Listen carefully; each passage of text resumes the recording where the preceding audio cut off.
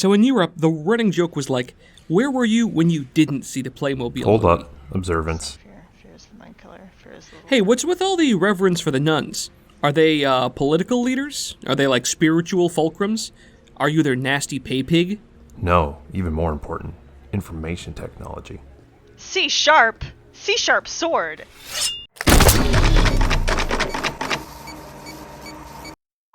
The year is 2006. Sometime in the last third of the 21st century, the Muslim world is an engine for crisis, fueled by economic collapse and pumping out transnational digital revival movements. In the skies above, Corregidor is beginning the red auction. India, Australia, and South America are blending into the nascent Pan-Oceania. Millions are displaced or victimized during the equatorial surge as the major powers rush to build space elevators. And then, someone blows up the f***ing Pope. A biological weapon devastated Vatican City. Most of the upper leadership was killed, either in the bombing or as a result of the bioweapon's lingering effects. Images of the Catholic Church became associated with frail figures behind plastic sheets emblazoned with biohazard symbols. The Vatican relocated temporarily to Brasilia, capital of Brazil. Christianity was left reeling. Haqqislam spread to the stars, while the Christian world flailed in uncertainty. Years of dark times for Christianity followed, through the nanotech wars and the final collapse of the old powers. But here's the thing. Religion never really goes away. It takes on new forms. It evolves. Humans have a natural tendency to believe in something greater than ourselves.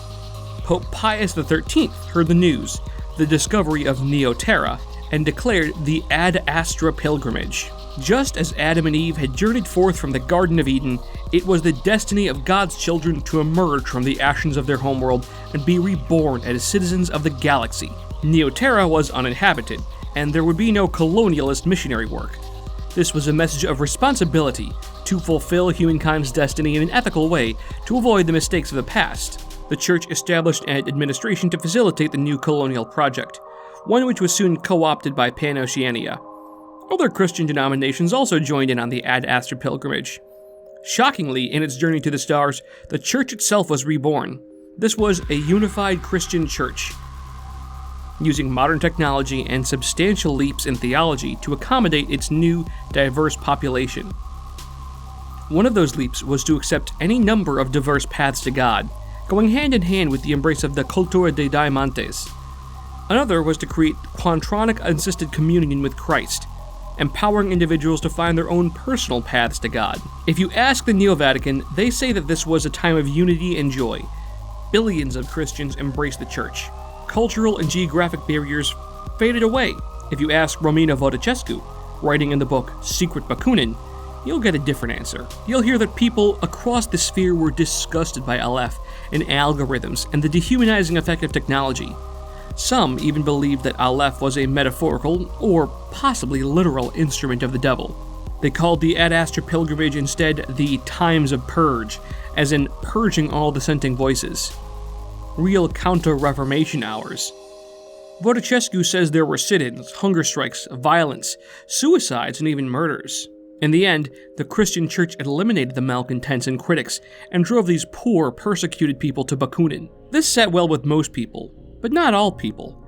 Christians have a lot of hot takes, much like tabletop gamers, or sports fans, or really anyone with any investment in something that is meaningful to them. People are going to have strongly held beliefs and resulting disagreements. It doesn't matter how big your group is or how small.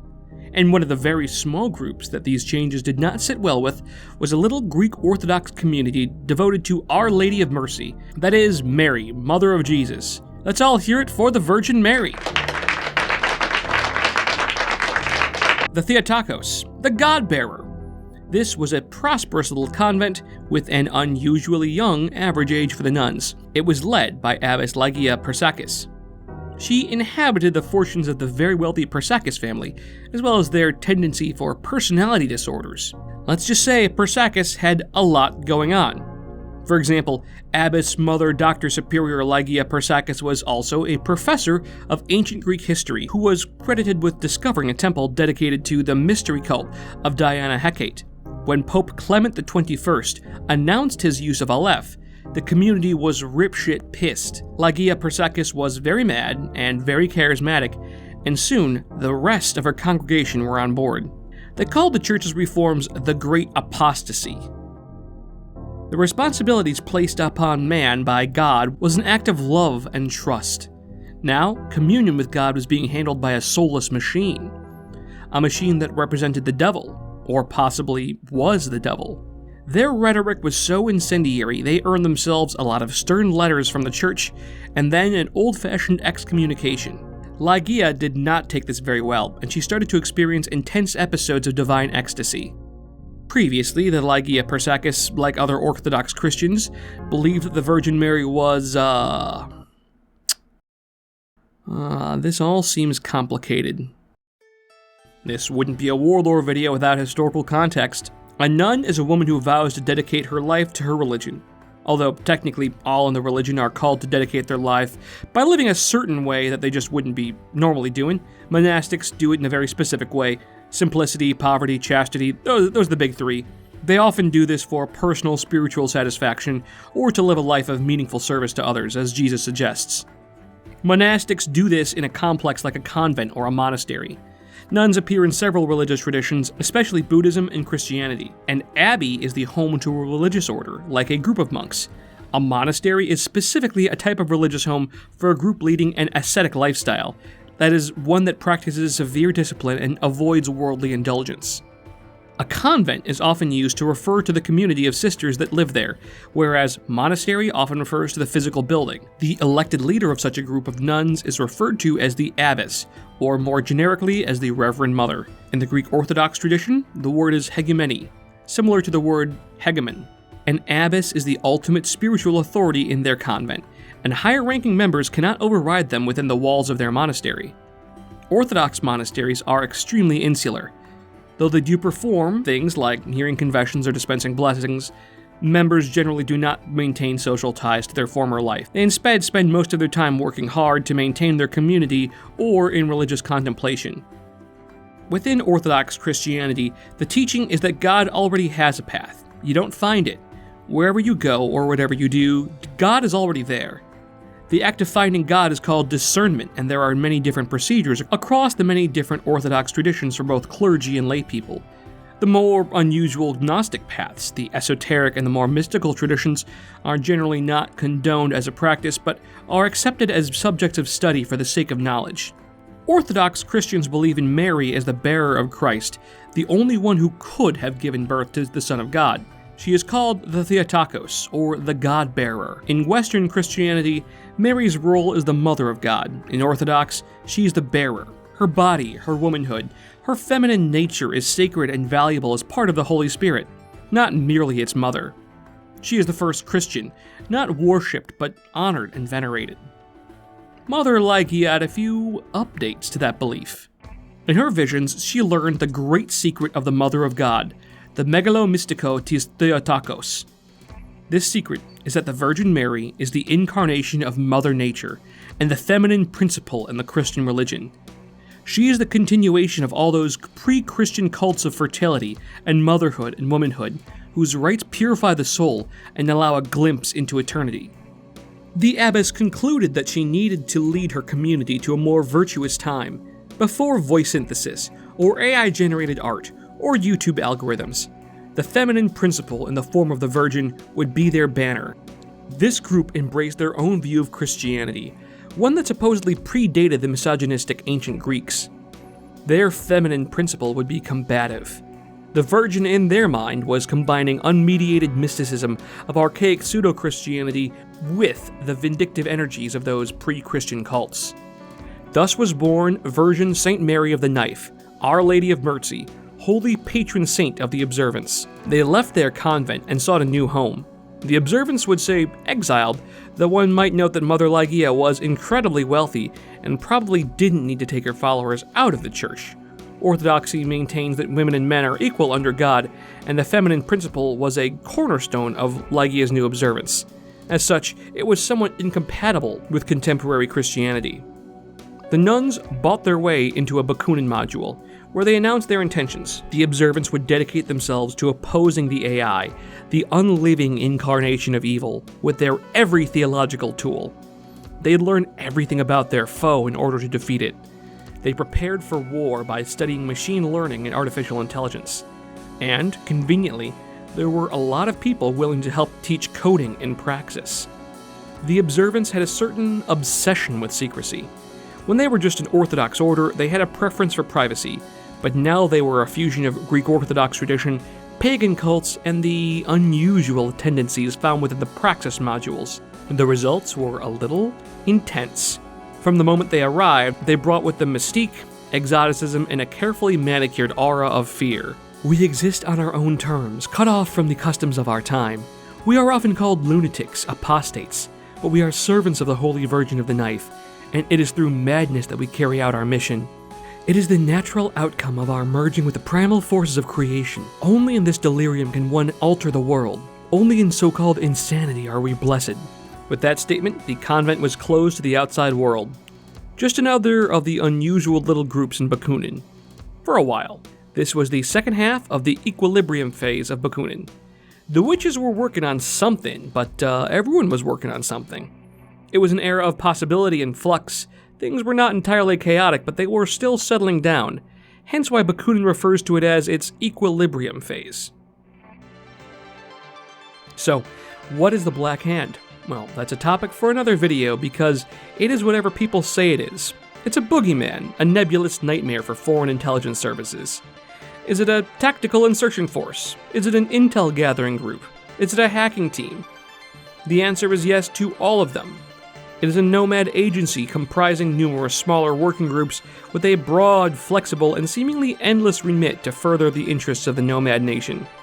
In the early days before the Black Hand existed, there were a number of special operatives within nomad society that had a similar role. We might call them hitmen, cleaners, wise guys, dudes what carried around weapons and killed people for a specific reason. The Entente was the money behind Tunguska, and they knew that their brand of business and violence was going to be critical to their long-term success. Therefore, anyone who falsely claimed to be part of the Entente was swiftly dealt with. At the signing of the Tunguska establishment, and during the founding of the Nomad Nation, this became a somewhat controversial practice. The Bank, one of 3 key members of Tunguska, realized that it was going to be very difficult to get the Entente criminal organization to abide by rules.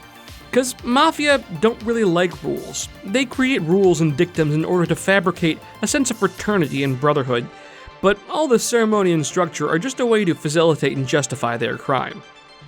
But as much as they don't follow rules, they do understand consequences. Rules without consequences are hollow. The joint efforts of the Bank and Tortuga found that consequence in the form of Nikolai Sterenko. He was a colonel, a veteran of the Hexahedron, that is, Pano's intelligence agency. Sterenko was basically burned. He was suspended from duty because some politician was investigating Sterenko as part of some political stunt. Sterenko was reasonably honest and had a history as a capable spy master. He had dismantled Yanjing and assassin cells, protected Pan-Oceanians from terrorists, overthrown small governments, stolen secrets, killed criminals, and rescued hostages. In the intelligence circles, he was a living legend, and now he was out, due to some civilian politics. The Bank and Tortuga jointly approached him. They offered him a chance to stay in the game, not as an agent, but as the head of a new organization. Sterenko accepted, and quickly realized that, like Juan Sarmiento, he had a pretty epic task in front of him. Maybe a bit bigger than he expected. The Bank and Tortuga didn't trust the Entente to abide by any of the rules about internal peace. Meanwhile, the Entente was convinced that they were going to easily control the 3 Nines and any security force they created. The Structura, the Golden Sun, the Consiglio, they'd all dealt with police before. The most powerful leader on the Entente was Maxim Vasilievich Remezon, and his plan was simple. Bribe anyone who tried to police them, and if that didn't work, get rid of them. Sterenko knew how hard it was to create a networked independent police force. O-12 was always strapped for cash, and no matter how good Bureau Aegis was, it couldn't be everywhere. So their model of relying primarily on government funding was out of the question, since that government was going to be the very thing he was policing. Mobsters and bankers are not the best paymasters for internal affairs groups. Sterenko had one more option though. He had nerds, gamers, programmers, scum, whatever. He had access to some of the best hackers around. The practical and high-minded hackers who controlled the data crypt were convinced to the need for an internal police force. especially considering that their main target would be the Entente and not Tortuga. Steranko had a few guys do a little coding wizardry, shaving off fractions of certain Entente transactions to fund his new organization. But you take a few thousand withdrawals a day, you space it out over a couple of years, that's a few $100,000. It's like Superman 3. Within this funding, Steranko built up an agency with an independent spirit. Yes, there was money laundering everywhere. Yes, technically the agency was literally built off of money laundering, but Steranko was determined to avoid his agents falling to petty bribery by reminding them that they didn't need anything on the side. Basically, he said, "You don't need to do bribes. I'm bribing you already." If corruption arises because the gain is more than the penalty of being caught, Steranko ensured that the gain would be extremely high, and the penalties extremely stiff. This agency was called Dragnet. It was named for the police activity referred to a coordinated search for suspects, in turn named for the surrounding fishing net. Dragnet was going to exist to keep the Nomads on Tunguska in line, not to police them or uphold morality. All they needed to do was keep things from getting too bloody and avoid scaring off customers. Maxim Remezon, leader of the Remezon clan, was the first major threat for Dragnet. The Remezons were the most powerful part of the Structura, which made them the most powerful part of the Entente. Maxim was sly, he was angry, and he was angling to take control of all of Tunguska. He saw this new partnership as an opportunity to climb higher, to turn this ship into a personal floating paradise. Steranko came under attack from all directions, politically, economically, and with guns, so literally. Nikolai had to be subtle. Tactical response units weren't going to be any use against a huge mafia clan like the Remezons.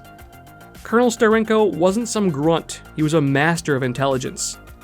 The organization and units he had founded to confront Maxim Remezon would come to be known as the Black Hand.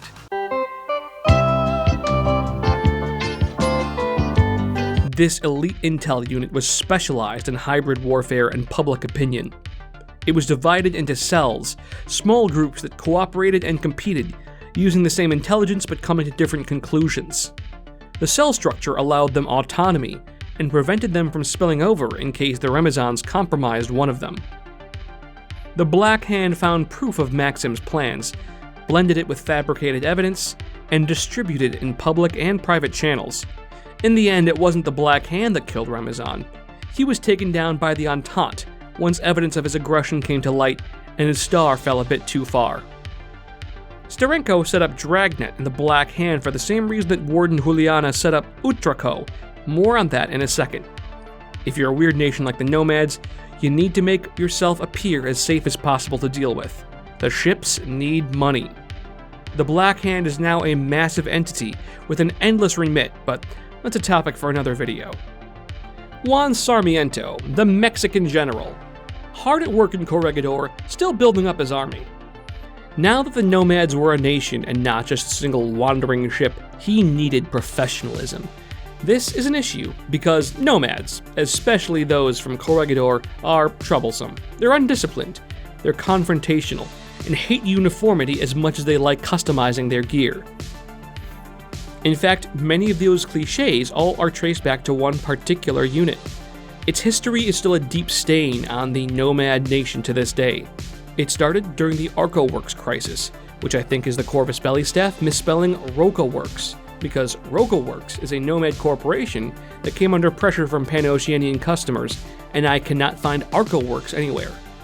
RocoWorks was just barely hanging around at jitterbug profitability. The slang term referred to the distasteful jitterbug rations that many Corregidorans ate, barely enough to keep you alive. Foreign clients wanted to see growth, and places to cut costs. One area they saw was oxygen bonuses. Oxygen bonuses were extra loads of air that increased the autonomy of workers. Standard procedure for oxygen was a full shift's worth plus an extra 10% for emergencies. The bonus was an extra 10 to 20% on top of that, paid for by the employers. Remember, these Corregidorans are almost all being hired out as part of big foreign contracts. When RocoWorks said that they were going to discontinue that extra oxygen bonus, the workers went on strike. They took over entire modules in the Lazaretto. Alguacils were sent to knock some sense into the workers. A strike was one thing, But the reputation-obsessed Sarmiento took this as a personal affront. They were besmirching the good name of Corregidor, and in these early years, their reputation for consistency was paramount. The workers were corregidorans, so they were really serious when it came to going on strike. Confronted with a police put-down, a number fled to become space pirates. The rest were taken prisoner.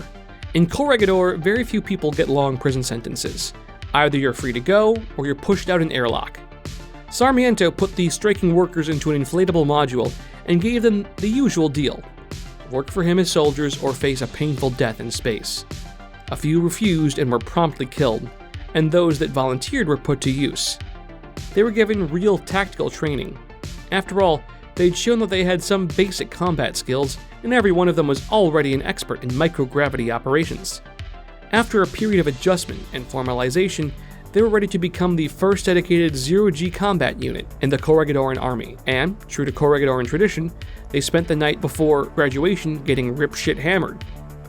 At some point during the libations, one of them proposed the name Evaders for their unit, like EVA and then DERS.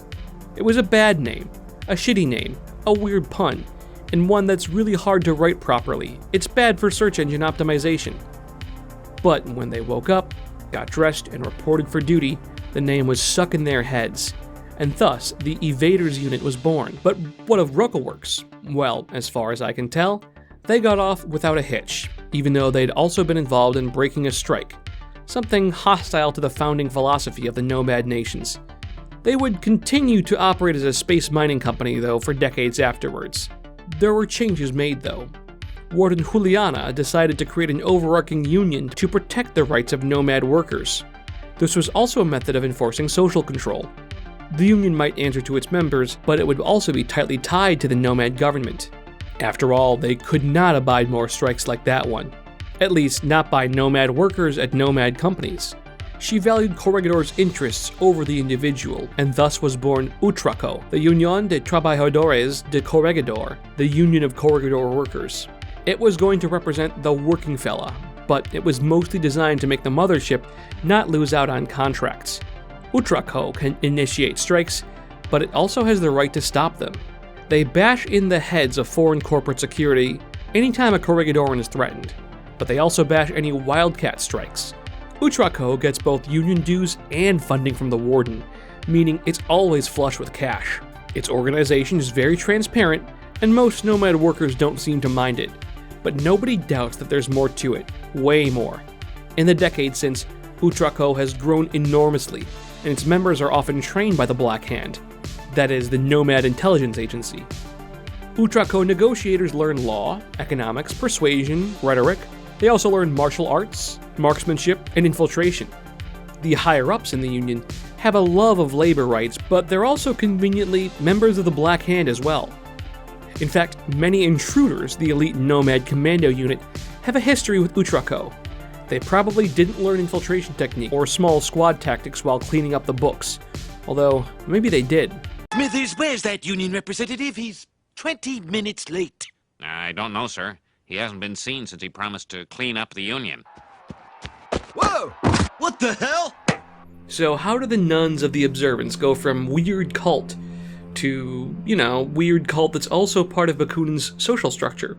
I'll answer that in a second, but first, I'd like to remind you, I've got a Patreon. It's great. I don't do much with it. I got another one coming out. I was delayed. Sorry, my bad. You want to hear the story? Check out the Shut Up and Sit Down podcast in the link description below. Well, during their seclusion, the followers of the Observance slowly shaped their ideology. They saw the world around them ruled by algorithms and artificial intelligence. They saw communion with the Lord shaped and degraded by the participation of numbers and bots. They saw poorly made art and low-quality poetry. They saw artificial intelligence, and they hated it.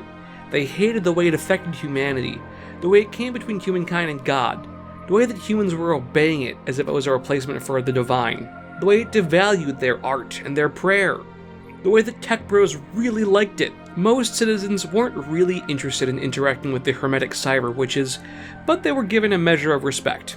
Even today, most nomads don't really understand them, but it doesn't matter. They're all part of the family. Admittedly, they're the part of the family you don't talk to at holiday parties, but their fanatical hatred for Aleph ended up making them first tolerated, and then accepted. Tolerated because, yes, sure, they're a scary cult, but there's lots of those on Bakunin. But they were accepted because of Arachne. What started out as a common and secure data network for the three motherships blossomed into something more. Arachne, in ancient Greek myth, was a mortal who challenged Minerva to a weaving contest. Minerva was the goddess of wisdom and crafts, and when Arachne defeated her in a contest, Minerva lost her nerve and beat her with like a baseball bat or something. Arachne hung herself, and on death was transformed into a spider. Like many Hellenistic stories, it's a tale of hubris. I suspect that the Observance also saw in it a tale of feminine power and creation, a tale of disrupting the status quo. The best programmers in the Observance collaborated with outsiders to generate a unique data network that would run in parallel to Maya. They claimed it was based on thought forms of Christian saints, scanned neural maps of people who had been dead for centuries. Nobody bothered to inquire further. Although I'd argue that this is exactly kind of what artificial intelligence algorithms do, but do not tell them that. Don't tell them shit. This darknet was protected and hampered by layers of firewalls and security systems, and was totally separate from Aleph. Recognizing its power, it became the internal network for their Nomad motherships quite rapidly. Soon, those in the Black Hand found that it could be a useful tool to advance the mothership's agendas across the sphere. They'd hit everyone. Nomad sympathizers, revolutionaries, nonconformists, and insurgents. They'd force mass adoption of Arachne by planting expansion nodes across the sphere and making it clear that this was a viable alternative to Maya. This would further them ideologically and create a long-term outlet for anti-Aleph counterculture. This was a perfect tool for Bakunin and Tunguska, and a useful tool for Corregidor. Arachne is slower than Maya. It has less content, too. Using Maya is consistent and comfortable. Using Arachne is unpredictable.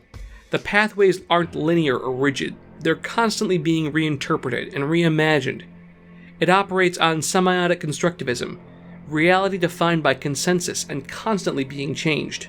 Maya guides your searches and prompts questions based on what it knows about you. Arachne expects you to search and search hard. Maya gives you what it thinks you want or what its sponsors want you to see. Arachne never does this. Maya has all the content you could ever want to see, and it's all curated. Arachne just has everything, regardless of whether or not you want to see it. Sometimes you need to pirate stuff. The most popular programs like the Go-Go Marlene show appear only via Maya tapping, that is, siphoning through proxy filters to bring such content to Arachne. You have to be careful though, as Hypercorps are frighteningly good at booby-trapping their content with malware for unsuspecting Arachne users. And people debate whether or not the social energy system could function as well as it does without Arachne. In short, Nomads love it. They say it's better for your brain and it's faster, as long as you're willing to spend your entire life learning how to use it. Just like a Dvorak keyboard. You know the basics of the Observance. AI must be subservient to humankind. The Virgin Mary is the incarnation of the feminine spirit. Spread tools and ideological concepts that promote these core theses. Past the basics, things are secretive and buck wild. The sexual politics of the Observance, for example, are something. Like I said, not all of their beliefs are widely known. One thing is for certain is that one's sex assigned at birth is irrelevant for the Observance, but obedience is non-negotiable. I have no knowledge of rules on gender or intersex individuals, although hormonal and sex reassignment procedures are very common and cheap in Bakunin. The Observance seems to respect the identity of their members and applicants. They have a slavish dedication to violent imagery, fury, pain, ecstatic love for God, and hatred of Aleph. Many believe that the Observance does this on purpose. They play it up. They project an air of mystery and religious terror as part of a carefully curated PR plan. That makes sense to me. All women hacker nuns is very strong branding, and a strong brand can unite people against the ill-defined multiculture of Aleph users. This is composed of Mother Superiors, led by an abbess. None of their identities are known. Any member could be one of their number.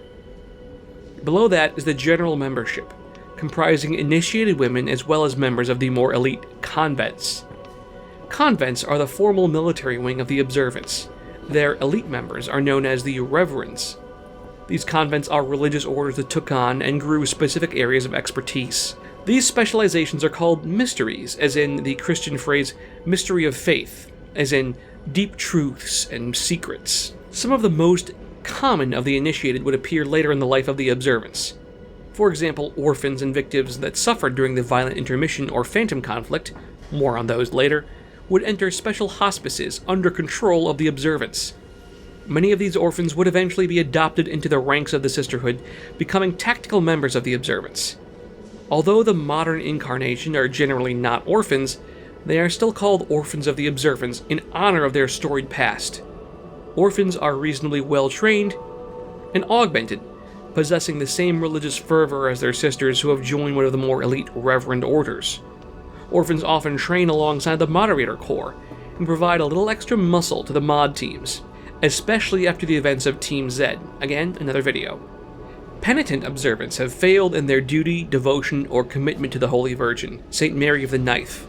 They are sentenced to become a metanoon, ordered to experience metanoia. Metanoia in Christian theology means a changing of the mind, a spiritual conversion. They retrain and wear the RRU Stampfer's powered armor suit. It is an excruciatingly painful experience. The pain focuses their energy, and I think the suit is made by RocoWorks. Blah blah blah, you can use your imagination. Actually, maybe I'll save myself some time and do a little sin and have Bing do the rest for me. Not too bad. Not too bad. Oh shit! Sin Eaters are technically not members of the Convent, but they're all members of the faith. They undergo the most serious alterations of all, for they are men, and men cannot receive God's grace. I'm not sure why you join the Sin Eaters, as it seems to really be an unpleasant experience. Fairly few have the constitution to endure the uniquely self-flagellating brand of Christianity offered by the Observance. Practitioners who mortify their own flesh are nothing new. In the 1200s, some Western Christians adopted traditions that beat their flesh in a publicly penitential ritual in response to injustice, plague, and fear. Their membership would rise and fall, generally suppressed by the authorities due to their fervid violence. The Sin Eaters are just a modern incarnation of the penitents, untrusted to act in leadership conditions and eager to suffer a violence with stoicism. They imbibe strange cocktails of purifying electro water and nanotechnological ashes in order to suffer and serve in the war against Aleph. The neurocynetics augmentations make them slow in movement and initiative, but give them exceptional, lightning-fast reaction time and perception. The Reverend Moirai, singular Moira, are the violent combatants.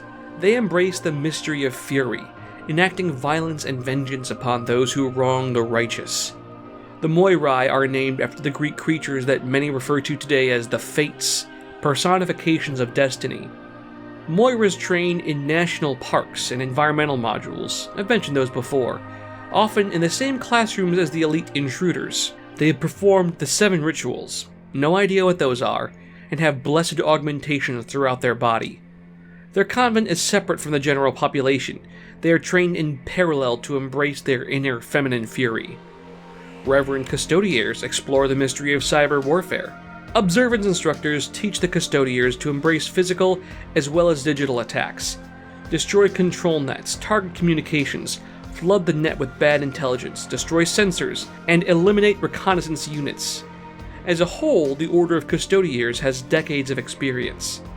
They have a fairly low survival rate, and many of their membership are quite young. Custodiers are extremely valued throughout Nomad society. Some of them operate as teachers, educating other units like the Initiated or Orphans. They have even more augmentations than the average Moira, as befitting the high role they play in observant subculture. The Reverend Healers are the sort of fire and sword healer. They heal the evil of the human sphere with bullets. They are technically still doctors, and they do provide advanced combat healing in a pinch. Of note, these are all more veteran troops. Initiates who have been through training, painful rituals, and long periods of education and devotion. Reverend Healers are assault commandos and assassins, and have among the worst reputations to outsiders, but they are valued within. After all, they wield the sword representing Mary of the Knife, the Blessed Virgin, and the feminine principle. Reverend Cenobites. God, there's so much shit in this game. Cenobitic monasticism, as in Cenobite, is a tradition of monasticism that stresses living in the community. The 3 types of monasticism are 1. Eremitic, living in seclusion, 2. Cenobitic, being part of their religious order like a nun or a monk, and 3. Skete, which is in isolation but still providing services to their community. Modern Cenobitic orders are common, like the Benedictines in Catholicism. They focus on being part of their community, isolated from the outside world but not each other. To this end, the Reverend Cenobites guard the Telesterion. Oh my god. The Telesterion is named after the Telesterion in Eleusis. In ancient Greece, it was the initiation hall. The Telesterion was the great room that was home to the initiation rituals of the Eleusinian mystery cult. One can assume that this great hall fulfills the same purpose within the Observance, initiating new members into the community. The community-obsessed Cenobites are so incredibly devoted to protecting that community, to defending their bases of operations, that they consider it their entire world. They activate vision filters once they leave that community, for they are sworn to not see any beauty outside of their found family. Cenobites are sadistic outside the Telesterion. Frankly, their reputation is possibly worse than their ability, though their ability is nothing to laugh at. They love to hone their skills. They love to activate those vision filters and leave the nest. They have a certain habit of being very easy to recruit for special ops teams. It's the best way to sate their desire for close combat. And close combat was coming their way. The proliferation of Arachne, the resentment of the other powers, and the fact that the Nomads had basically been founded in opposition to Aleph and the human sphere, it was all coming to a head. They were about to put a pause on their growth and enter a violent intermission. This is the end of the video. In the near future, we'll return to the Nomad Nation and explore their weird culture in greater detail. Maybe we'll get to the uplifted dolphins, maybe not. But thank you all so much for contributing, liking, sharing, subscribing, all that other stuff. I got a new job, so I'm pretty busy. But you know what? That's Patreon. It's there for me. Feels great. So, keep on doing whatever you're doing. Goodbye.